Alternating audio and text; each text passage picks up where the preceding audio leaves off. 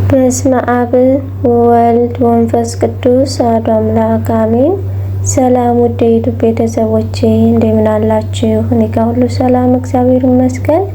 ላይክ፣ ሼር፣ ሰብስክራይብ እያደረጋችሁ ስለምታበረታቱኝ ከልብ አመሰግናለሁኝ። ቪዲዮውን ስትጀምሩ እንደተለመደው ላይክ እያደረጋችሁ ውድ ቤተሰቦቼ በስመ አብ ወወልድ ወመንፈስ ቅዱስ አሐዱ አምላክ አሜን። የዮሐንስ ወንጌል ምዕራፍ 1 በመጀመሪያ ቃል ነበር፣ ቃልም በእግዚአብሔር ዘንድ ነበር፣ ቃልም እግዚአብሔር ነበር። ይህም በመጀመሪያው በእግዚአብሔር ዘንድ ነበር። ሁሉ በእርሱ ሆነ፣ ከሆነውም አንዳች እንኳ ያለ እርሱ አልሆነም። በእርሱ ሕይወት ነበረች፣ ሕይወትም የሰው ብርሃን ነበረች። ብርሃንም በጨለማ ይበራል፣ ጨለማ አላሸነፈውም። ከእግዚአብሔር የተላከ ስሙ ዮሐንስ የሚባል አንድ ሰው ነበር። ሁሉ በእርሱ በኩል እንዲያምኑ ይህ ስለ ብርሃን ይመሰክር ዘንድ ለምስክር መጣ። ስለ ብርሃን ሊመሰክር መጣ እንጂ እሱ ብርሃን አልነበረም። ለሰው ሁሉ የሚያበራ እውነተኛ ብርሃን ወደ ዓለም ይመጣ ነበር። በዓለም ነበር፣ ዓለሙም በእርሱ ሆነ፣ ዓለሙም አላወቀውም። የእሱ ወደ ሆነው መጣ፣ የገዛ ወገኖቹም አልተቀበሉትም። ለተቀበሉት ሁሉ ግን በስሙ ለሚያምኑት ለእርሱ የእግዚአብሔር ልጆች የሆኑ ዘንድ ስልጣንን ሰጣቸው። እነርሱም ከእግዚአብሔር ተወለዱ እንጂ ከደም ወይም ከሥጋ ፈቃድ ወይም ከወንድ ፈቃድ ያልተወለዱም። ቃልም ሥጋ ሆነ፣ ጸጋንና እውነትን ተመልቶ በእኛ አደረ። አንድ ልጁም ከአባቱ ዘንድ እንዳለው ክብር የሆነው ክብሩን አየን። ዮሐንስ ስለሱ መሰከረ፣ እንዲህም ብሎ ጮኸ፣ ከኔ በኋላ የሚመጣው እርሱ ከኔ በፊት ነበርና ከኔ ይልቅ የከበረ ሆኗል። ስለ እርሱ ያለሁት ይህ ነበር። እኛ ሁላችን ከሙላቱ ተቀብለን በጸጋ ላይ ጸጋ ተሰጥቶናልና። ሕግ በሙሴ ተሰጥቶ ነበርና ጸጋና እውነት ግን በኢየሱስ ክርስቶስ ሆነ። መቼም ቢሆን እግዚአብሔር ያየው አንድ እንኳ የለም። በአባቱ እቅፍ ያለ አንድ ልጁ እሱ ተረከበው። አይሁድም አንተ ማነህ ብለው ይጠይቁት ዘንድ ከኢየሩሳሌም ካህናት ሌዋውያን በላኩበት ጊዜ የዮሐንስ ምስክርነት ይህ ነው። መሰከረ፣ አልካደም። እኔ ክርስቶስ አይደለሁም ብሎ መሰከረ። እንኪያስ ማነህ? ኤልያስ ነህ ብለው ጠየቁት። አይደለሁም አለ። ነብዩ ነህ? አይደለሁም ብሎ መለሰ። እንኪያስ ማነህ? ለላኩን መልስ እንዲሰጥ ስለ ራስህ ምን ትላለህ አሉት። እርሱም ነቢይ ኢሳይያስ እንዳለ የጌታን መንገድ አቅኑ ብሎ በምድረ በዳ ይሆንላችኋል ሰው ድምፅ እኔ ነኝ አለ። የተላኩትም ከፈሪሳውያን ነበሩና እንኪያስ አንተ ክርስቶስ ወይም ኤልያስ ወይም ነቢዩ ካይደለህ ስለምን ታጠምቃለህ ብለው ጠየቁት። ዮሐንስ መልሶ እኔ በውሃ አጠምቃለሁ፣ ዳሩ ግን እናንተ የማታውቁት በመካከላችሁ ቆሟል። እኔ የጫማውን ጠፍር ልፈታ የማይገባኝ ከኔ በኋላ የሚመጣው ከኔ ይልቅ የሚከብር ይህ ነው አላቸው። ይህንን ነገር ዮሐንስ ያጠምቅበት በነበረው በዮርዳኖስ ማዶ በቢታንያ በቤተ ራባ ሆነ። በነገው ዮሐንስ ኢየሱስን ወደ እርሱ ሲመጣ አይቶ እንዲህ አለ፣ እነሆ የዓለምን ኃጢአት የሚያስወግድ የእግዚአብሔር በግ፣ አንድ ሰው ከኔ በኋላ ይመጣል፣ ከኔም በፊት ነበርና ከኔ ይልቅ የከበረ ሆኗል ብዬ ስለ እርሱ ያለሁት ይህ ነው። እኔም አላውቅም ነበር፣ ዳሩ ግን ለእስራኤል ይገለጽ ዘንድ ስለዚህ በውሃ እያጠመቀሁ እኔ መጣሁ። ዮሐንስም እንዲህ ብሎ መሰከረ፣ መንፈስ ከሰማይ እንደ ርግብ ሆኖ ሲወርድ አየሁ፣ በእርሱ ላይም ኖረ። እኔም አላውቅም ነበር፣ ዳሩ ግን በውሃ አጥምቅ ዘንድ የላከኝ እርሱ መንፈስ ሲወርድበትና ሲኖርበት የሚታየው በመንፈስ ቅዱስ የሚያጠምቅ እርሱ ነው አለኝ። እኔም አይቻለሁ፣ እርሱም የእግዚአብሔር ልጅ እንደሆነ መስክሬአለሁ። በነገው ደግሞ ዮሐንስ ከደቀ መዛሙርቱ 2 ቆመው ነበር። ኢየሱስ ሲሄድ ተመልከቱ፣ እነሆ የእግዚአብሔር በግ አለው። ሁለቱም ደቀ መዛሙርት ሲናገር ሰምተው ኢየሱስን ተከተሉት። ኢየሱስም ዘወር ብሎ ሲከተሉት አይቶ ምን ትፈልጋላችሁ አላቸው። እነርሱም ረቢ ወዴት ትኖራለህ አሉት። ትርጓሜው መምህር ሆይ ማለት ነው። መጥታችሁ እዩ አላቸው። መጥተው የሚኖርበትን አዩ። በዚያም ቀን በእርሱ ዘንድ ዋሉ። 10 ሰዓት ያህል ነበር። ከዮሐንስ ዘንድ ሰምተው ከተከተሉት ከሁለቱ አንዱ የስምዖን ጴጥሮስ ወንድም እንድርያስ ነበር። እሱም አስቀድሞ የራሱን ወንድም ስምዖንን አገኘውና መሲሕን አግኝተሃልና አለው። ትርጓሜውም ክርስቶስ ማለት ነው። ወደ ኢየሱስ አመጣው። ኢየሱስም ተመልክቶ አንተ የዮና ልጅ ስምዖን ነህ፣ አንተ ኬፋ ትባላለህ አለው። ትርጓሜው ጴጥሮስ ማለት ነው። በነገው ኢየሱስ ወደ ገሊላ ሊወጣ ወደደ። ፊልጶስንም አገኘና ተከተለኝ አለው። ፊልጶስም ከእንድርያስና ከጴጥሮስ ከተማ ከቤተ ሳይዳ ነበር። ፊልጶስ ናትናኤልን አግኝቶ ሙሴ በሕግ ነቢያት ስለ እርሱ የጻፈለትን የዮሴፍን ልጅ የናዝሬቱ ኢየሱስን አግኝተነዋል አለው። ናትናኤልም ከናዝሬት መልካም ነገር ሊወጣ ይችላልን አለው። ፊልጶስ መጥተህ ያለው ኢየሱስ ናትናኤልን ወደ እርሱ ሲመጣ አይቶ ስለ እርሱ ተንኮል የሌለበት በእውነት የእስራኤል ሰው እነሆ አለ። ናትናኤልም ከወዴት ታውቀኛለህ አለው። ኢየሱስም መልሶ ፊልጶስ ሳይጠራህ ከበለስ በታች ሳለ አየሁህ አለው። ናትናኤልም መልሶ መምህር ሆይ አንተ የእግዚአብሔር ልጅ ነህ፣ አንተ የእስራኤል ንጉሥ ነህ አለው። ኢየሱስም መልሶ ከበለስ በታይ አየሁህ ስላለሁህ አመነህ፣ ከዚህ የሚበልጥ ነገር ታያለህ አለው። እውነት እውነት እላችኋለሁ ሰማይ ሲከፈት የእግዚአብሔር መልአክ በሰው ልጅ ላይ ሲወጡና ሲወርዱ ታያላችሁ አለው። ምዕራፍ 2 በሦስተኛው ቀን በገሊላ ቃና ሰርግ ነበር። የኢየሱስ እናት በዛ ነበረች። ኢየሱስም ደግሞ ደቀ መዛሙርቱ ወደ ሰርጉ ታደሙ። የወይን ጠጅ ባለቀ ጊዜ የኢየሱስ እናት የወይን ጠጅ እኮ የላቸውም አለችው። ኢየሱስም አንቺ ሴት ከኔ ጋር ምን አለኝ? ጊዜ ገና አልደረሰም አላት።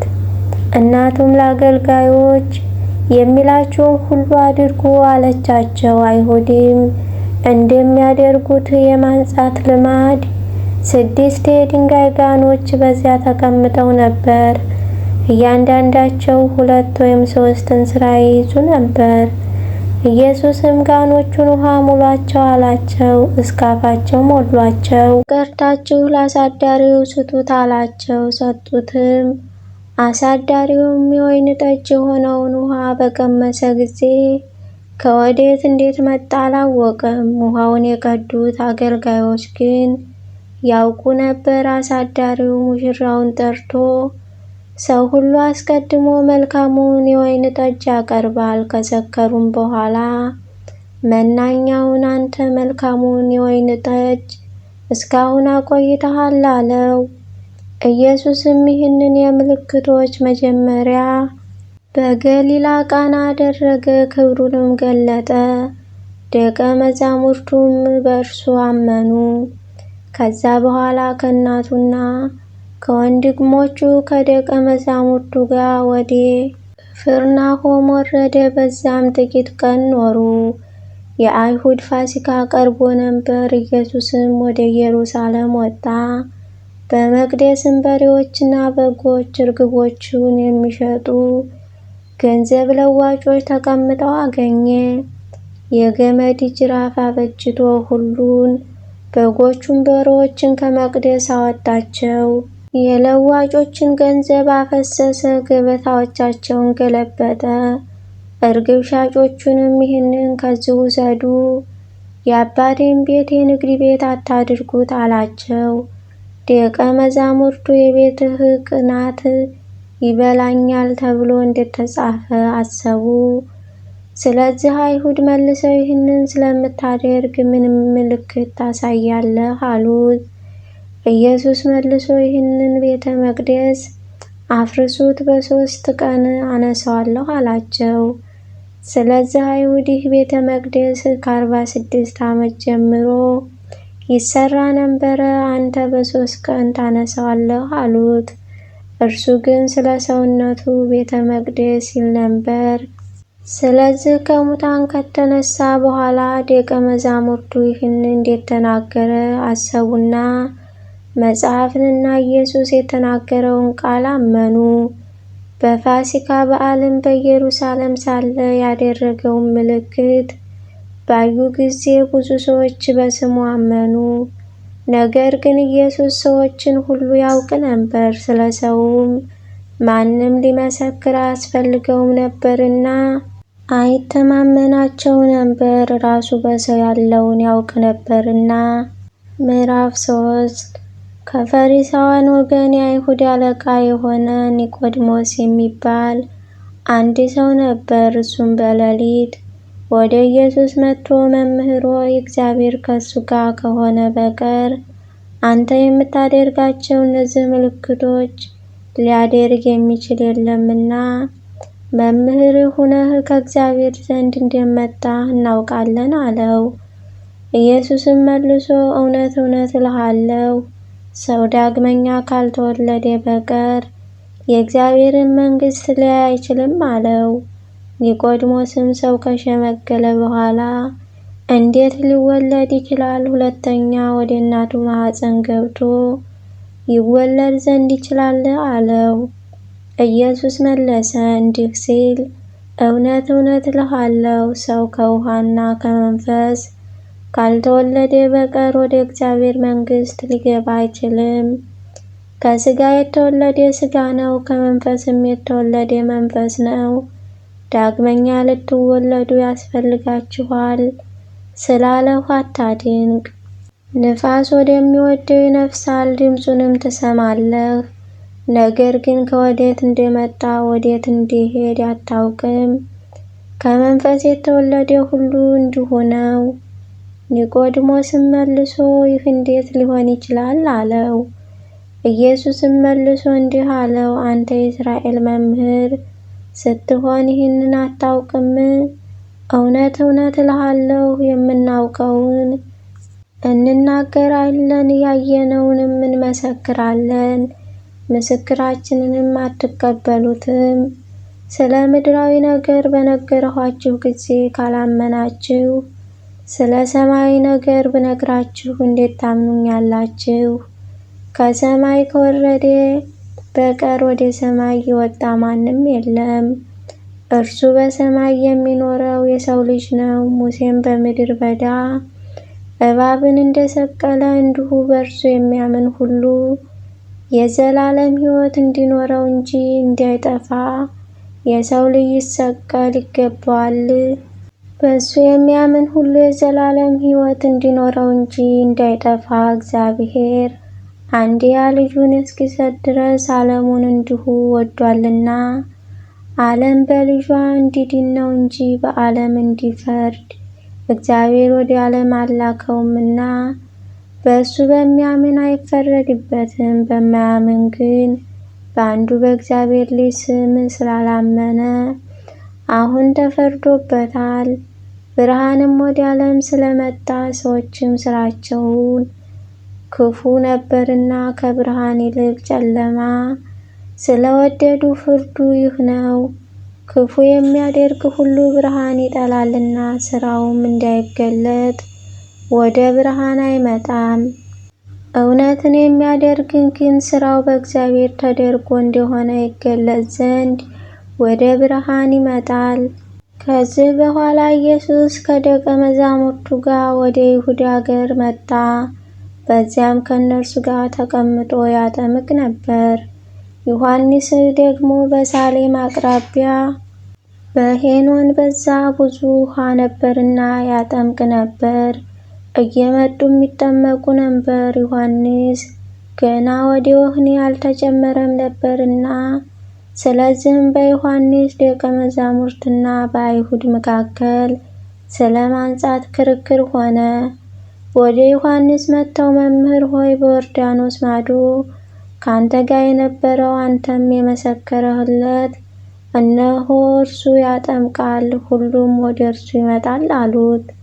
ዮሐንስም መለሰ እንዲህ ሲል ከሰማይ ካልተሰጠው ሰው አንዳች ሊቀበል አይችልም።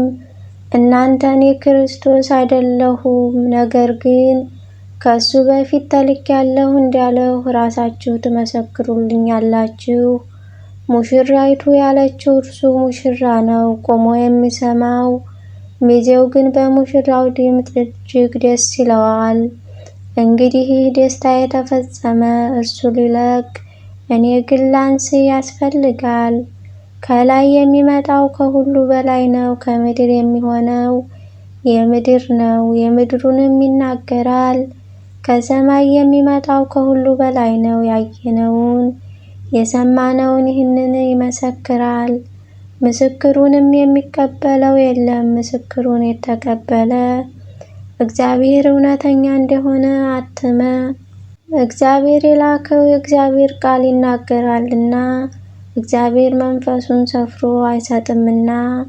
አባት ልጁን ይወዳል፣ ሁሉንም በእጁ ሰጥቶታልና። በልጁ የሚያምን የዘላለም ሕይወት አለው።